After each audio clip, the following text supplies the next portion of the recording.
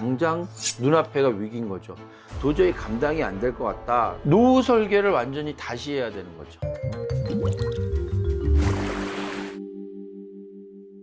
안녕하세요. 사장을 도와주는 사장 사도사 윤상필입니다. 충격적인 소식이 좀 들려왔습니다. 이제 65세부터는 노인이 아니지 않냐 라는 얘기들이 설설 나오고 있습니다. 정부가 44년 만에 이제 노인 연령의 기준을 좀 바꾸려고 하고 있습니다. 그렇게 되면 현재 65세에 기준으로 돼 있었던 노인 연령한테 적용되는 지하철 무임승차라든지 기초연금이라든지 각종 보치 혜택들이 이제 65세가 아닌 70세까지 이제 높아지지 않을까라고 생각을 합니다. 아유, 설마 나 괜찮겠지 라고 생각을 하는데 그렇지 않다라는 부분들을 오늘 조금 이야기를 나눠볼까 합니다. 우리는 어떤 준비를 해야 되는지 오늘 한번 이야기 나눠볼 수 있도록 하겠습니다.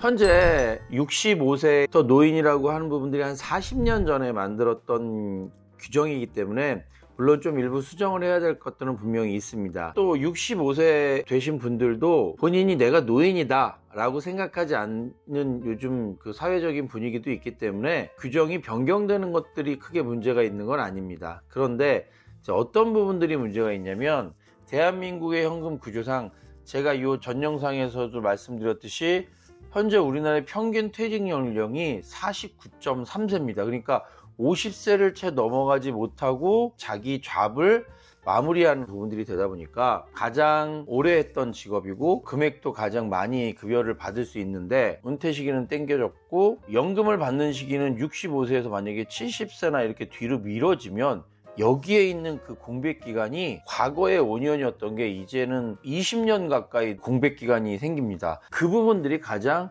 현재 문제라는 거죠. 일거리만 많다고 한다면 문제가 안 되겠죠. 그런데 일자리는 빨리 끊어지고 내가 받아야 될 연금의 시기는 늦춰졌으니까 이 중간에 대한 어떤 갭들을 우리는 일로서 사실은 메꿔야 되지 않겠습니까? 자, 그런데 이 갭에 있는 사람들이 너무 폭발적으로 늘어난다는 게 지금 두 번째 문제인 것 같아요. 그러니까 이 갭에 대한 인구수가 좀 적다라고 한다면 이것들을 사회적인 어떤 방법으로 메꿀 수 있겠죠. 국가에서 좀 지원을 한다든지. 그런데 인구 구조가 지금 깔때기 구조가 됐다는 게 또 문제인 거죠. 그러니까 2008년도만 해도 대한민국의 65세에 있는 인구는 494만 명이었어요. 그런데 지금 2025년도에는 그거보다 2배가 넘는 1024만 명이 차지하고 있습니다. 그러면 국민 5명 중에 1명이 65세 이상인 고령자가 돼버리다 보니까 65세 미만인 인구들은 또 줄고 있거든요. 일자리가 많았을 때는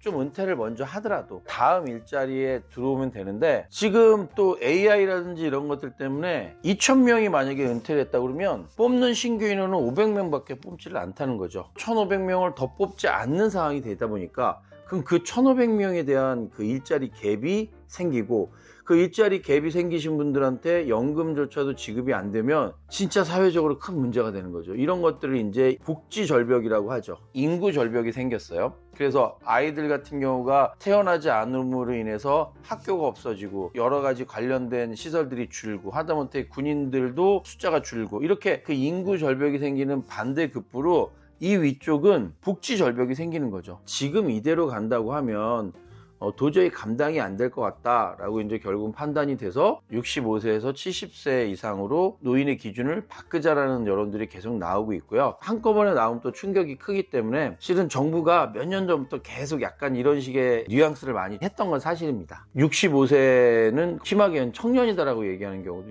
있고요. 또 어떤 기관에서는 이제 장년이다. 한 70세가 넘거나 심한 경우에는 80세가 넘어야 우리가 노인이나 노령이라고 볼 수 있도록 국민들이 이제 인식할 수 있도록 좀 많이 했던 것도 사실입니다. 이렇게 했었던 가장 큰 이유는 세금이 부족하다는 게 가장 큰 이유겠죠. 그래서 1981년도에 만들어진 노인복지법에 만 65세라는 이 기준을 70세로 만약에 올린다면 기초연금이 5년 뒤로 밀려진다면 올해 1월 20일 날 국가예산처에서 발표했던 숫자로는 연간 6조 8천억 원이 절약된다. 그리고 또 기초연금 이외에 나머지 노인 관련된 예산의 복지 예산까지 포함하면 거의 11조가 넘는 예산이 줄어든다라고 계산이 나오는 겁니다. 기초연금 잘 모르시는 부분들도 좀 있어서 설명을 잠깐 드리면, 우리나라의 이제 연금 구조에는 대표적인 게 국민연금이 있지 않습니까? 보통 18세에서 60세까지 돈을 내고요.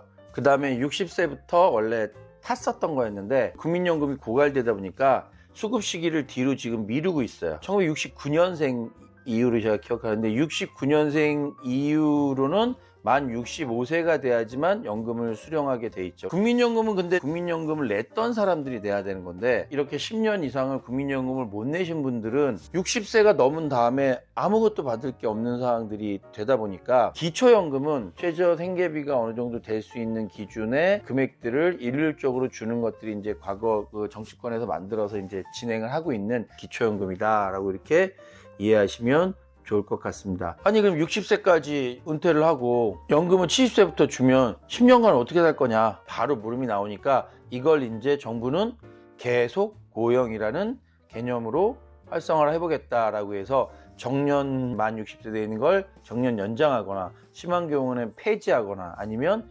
재고용 정책들을 검토하겠다고는 했는데, 공무원이나 이런 부분들은 그렇게 할 수 있는데 기업에서는 그 논리를 지금 지키기가 쉽지가 않거든요. 그러다 보니까 이 갭에 대한 부분들이 사회적으로 앞으로 큰 문제가 되고, 과연 이것들을 막을 수 있는 방법이 뭐가 있을까, 이게 지금 가장 큰 고민이 아닐까라고 생각을 합니다.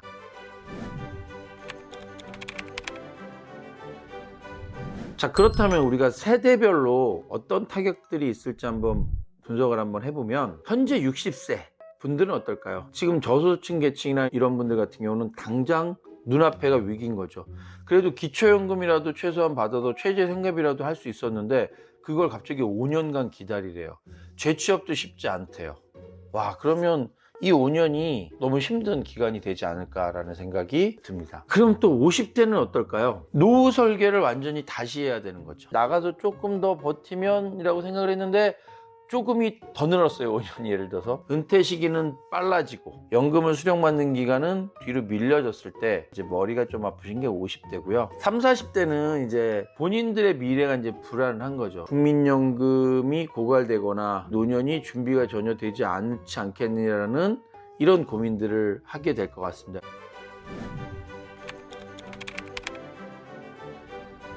그렇다면 과연 우리는 이 문제를 어떻게 해결해야 될까가 가장 큰 포인트겠죠. 제가 이제 경영 자문을 하면서 사업자분들 또 사장님들을 만나다 보면 이분들도 저희가 했던 고민들을 똑같이 하고 있었기 때문에 40대 중반에 회사를 박차고 나와서 미리 준비를 해야겠다는 생각에서 먼저 시도를 하신 분들이 많고, 그 중에서 또 성공하신 분들도 많이 계십니다. 근데 그분들이 공통적으로 얘기하는 첫 번째 부분들은 뭐냐면 소득 파이프라인이죠. 급여나 연금 같은 당일 수입에 좀 의존하지 않고 그것 이외에 추가적으로 사업소득, 회사를 키워서 배당소득, 가족 중심 베이스로 해서 요즘에 가족회사를 운영한다든지 소득의 파이프라인들을 다양하게 만들 필요가 있다는 것들을 임무화 얘기를 하고 계십니다. 자, 그리고 두 번째는 나이 들었을 때 관리를 해서 지속적으로 수익 구조를 만들어낼 수 있는 시스템을 구축하자. 가장 큰 부분들이 이제 자산에서 나오는 방식이겠죠. 처음에는 노동이 많았는데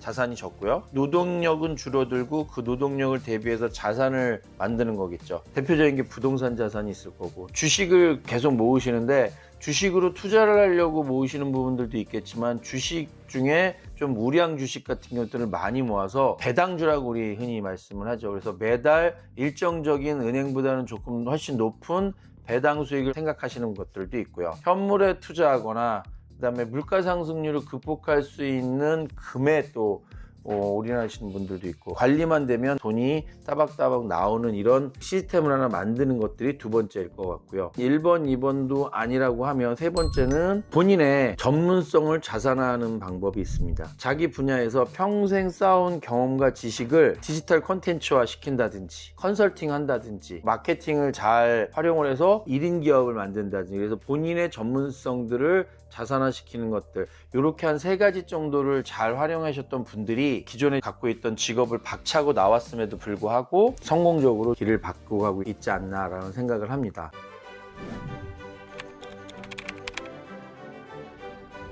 자, 그렇다면 마무리해서 정리를 해보면, 자, 첫 번째, 그러면 우리는 뭘 준비해야 되느냐? 연금 공백기에 대한 구체적인 준비가 필요하다. 두 번째, 만약 내가 아직까지는 자산이 충분치 않다라고 한다면 엔잡러, 투잡러 이런 것들이 선택이 필수일 수밖에 없다. 본업을 때려치고 지금 당장 하기에는 너무 버겁다면 주말이라든지 저녁 시간들을 활용하거나 부수입을 만들 수 있는 온라인 커머스, 그리고 AI를 이용한 컨텐츠 제작, 이런 분야들을 찾아야 될 필요가 있다. 굳이 세 번째 방법을 한 번 더 찾아보자면, 자금을 운영할 때 무조건 일찍 시작하는 게 좋습니다. 금융상품을 가입을 하시더라도 하루라도 빨리, 나중에 돈 많이 번 다음에 저축해야지 하지 마시고, 단 10만 원이라도 20만 원이라도 지금 좋은 상품에서 복리의 구조를 가져갈 수 있도록 일찍 시작하시자.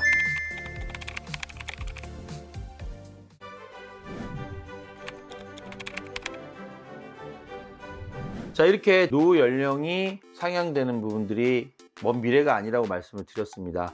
이미 시작된 현실이고 우리 모두의 삶에 직접적인 영향을 미칠 것 같습니다. 그래서 결국 국가와 회사한테 의존할 수가 없다면 우리 스스로 준비할 수밖에 없다. 또 늦었다고 생각할 때가 가장 빠른 범위입니다. 지금 당장 공부를 하셔서 전문가가 되시던, 엔잡러가 되셔서 자금의 다양성을 가져가시던, 기존에 있는 자산이 있다면 복리 효과를 누리던, 지금 당장 시작하시는 게 중요하다는 것들을 말씀드리면서 오늘 마무리 짓도록 하겠습니다. 오늘 내용들이 우리 시청자분들에게 도움이 되셨다면 구독, 좋아요, 알림 설정 부탁드리겠습니다. 지금까지 사장을 도와주는 사장, 사도사 윤상필이었습니다.